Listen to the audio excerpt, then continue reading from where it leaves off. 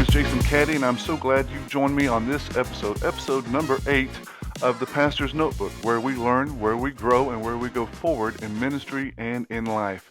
And if this is your first time, I'm so glad that you're here. Thanks for hanging out with us and connecting just a little bit as we continue to kind of become better in life and ministry.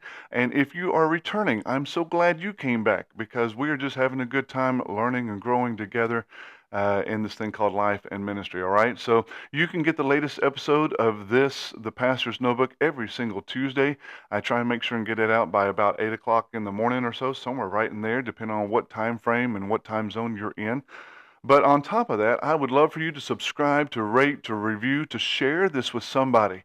And we are currently on Spotify. We're also on YouTube.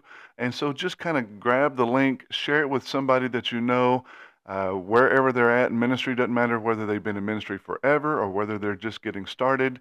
Because listen, once again, the whole idea behind this thing is just sharing what I know, right? I'm not telling you I know the best. I'm not telling you I know it all. I'm just telling you right now that I want to continue to help people learn and grow and go forward in ministry and in life together. Okay?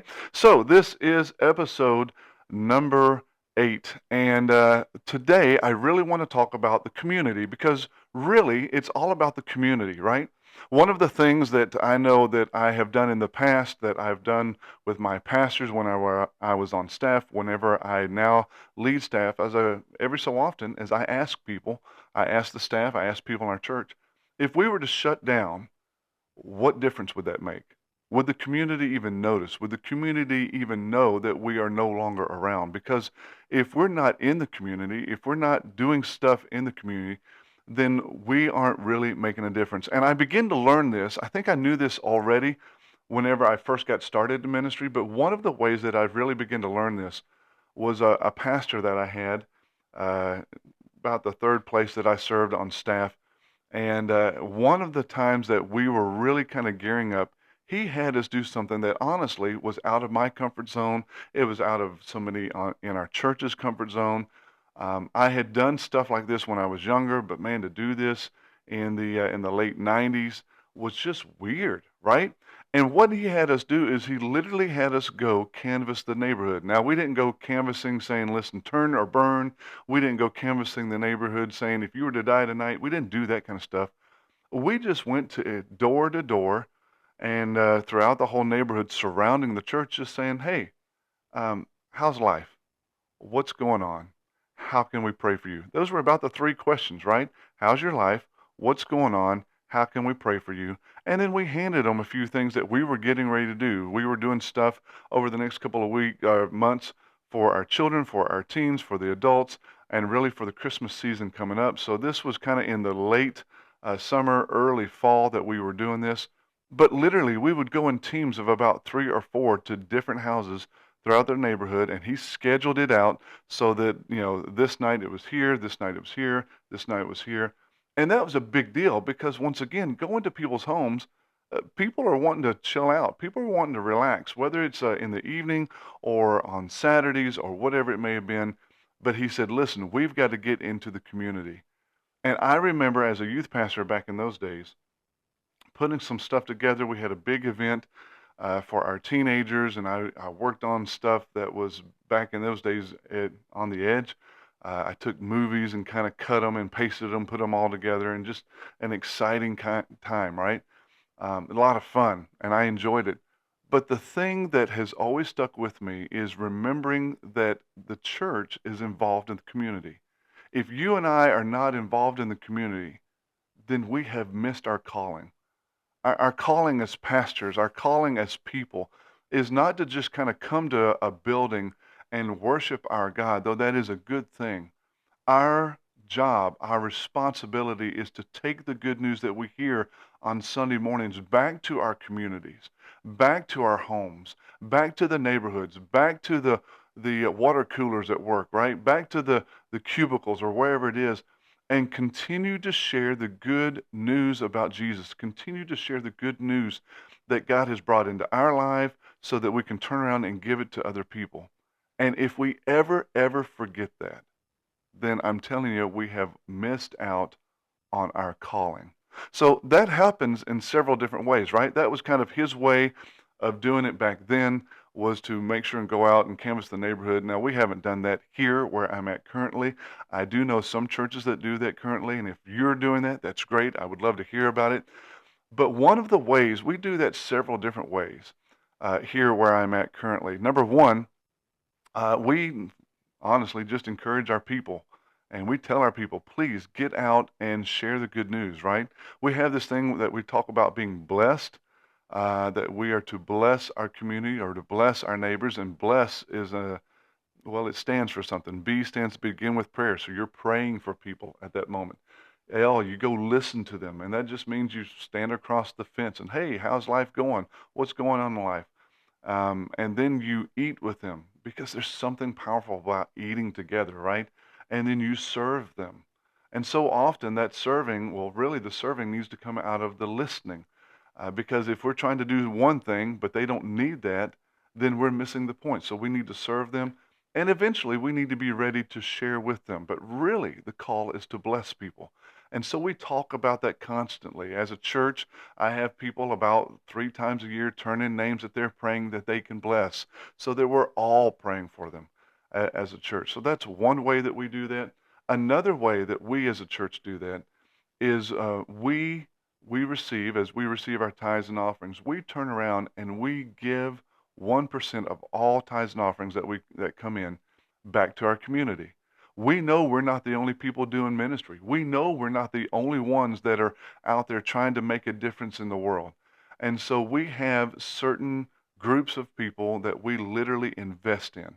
Now, sometimes they're the spiritual nature, and other times they're not. For example, um, we invest in the pregnancy center, and we want people to be able to know how to have healthy babies and that life is valuable, that kind of thing. But on top of that, that might be one month. The next month, we actually have a school that we have partnered with just down the street from us. And we will turn around and invest 1% of all the monies that have come in that month, turn around and invest in them. And sometimes it's a check.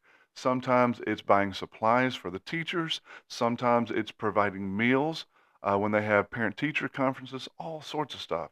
So we're always doing that. We invest in things like ride and share places that help people get to doctor's appointments. We invest in fellowship with Christian athletes. There's so many different things that we do, and we do that 12 times a year. Once a month, 1% goes right back out into our community. So there's the people that are being involved by blessing others. There's also our church turning around and giving what we've been given right back, investing into our community. And then we also do our very best to make sure that our people are equipped, that we help them know that wherever they're at, or to help them to expand their horizons. For instance, one of the things our staff does, I haven't done it, but one of the things that they do, several of us on staff will go out and be involved in the local theater group, right? The Arts Guild, and we have seen people come to know Jesus through that. Now that's part of it, but we also believe we ought to be involved in the community because it's all about the community. This ministry is a nose to nose business. So we're trying to do that. We're trying to model that. One of the ways that I get out and about in the community is I officiate. I officiate football and basketball and volleyball.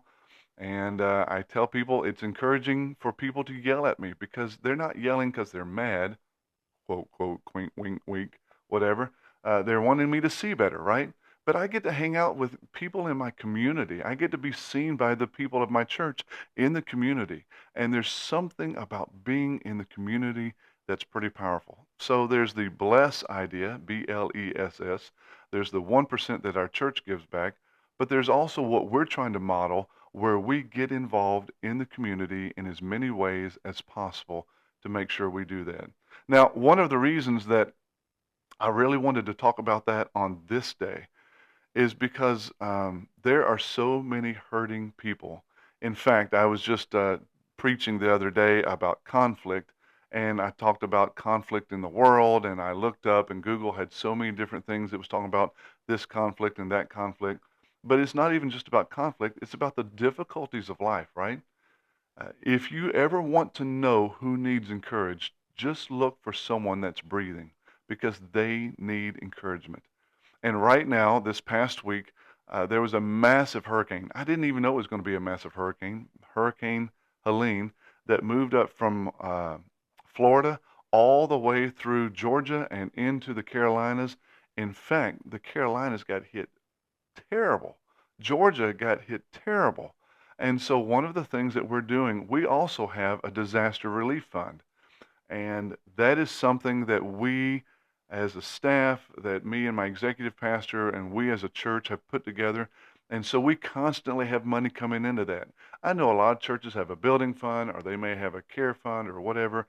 This is our disaster relief fund. And so we're literally getting ready to send two different checks to the district church of our tribe, the Church of the Nazarene in North Carolina, as well as in Georgia, because they are in a heap of trouble trying to figure out what to do next. And so if you happen to be listening to this, you may want to contact them. You can always look up North Carolina Church of the Nazarene or Georgia District Church of the Nazarene, whatever it is. Or one of the other places that I would encourage you to go is to go to Nazarene Compassionate Ministries. And you can find that at ncm.org, right? And that is just our way, our tribe, the Church of the Nazarene, one of the ways that we try to help those that are in a time of trouble, that are in a time of difficulty. We're trying to respond. I talked to the DS, the district superintendent in North Carolina. I said, hey, do you need money or do you need stuff, right? We were ready to go get water or supplies, or is it money? And he said, Jason, honestly, right now, we don't have a place to put stuff, but money will help us in the short term. So we're getting ready. I think that check is going out today so that we can help people and so that we can be there. Because once again, we are to be involved in the community. We are to be involved. And so our church knows this, and so it's pouring money in to help those that are in need. And so this idea of being involved in the community, it happens everywhere you go. And if we ever forget that we are to be involved in the community, to let our community know that the presence of Jesus is here and that we're trying to be the billboards, that we're trying to be the image bearers of Jesus in our community, then we have missed our opportunity. We've missed our calling. Our calling is not to be a secret meeting of the saints, right? A SMOTS group, as I used to call it. It is literally to be out and about among people and helping them, meeting needs with love. That's what ministry is meeting needs with love. So I just wanted to share that with you today. Once again, getting out in the community, we can do it in so many different ways. I've given you 3 different ways that we do it. We encourage our people to bless others, BLESS. We encourage, or we actually take 1% of all the monies that come into our church. We give it right back into our community, into ministries, into areas that need it. And then we also encourage our people to get involved in just everyday activities. Just do that. Be a representative of Jesus wherever you go. And then in special occasions like this hurricane and the tragedy and the difficulty that has shown up in the 2 different areas, Georgia and North Carolina, we are also being a part of the community, the hands and feet of Jesus, to the very best of our ability.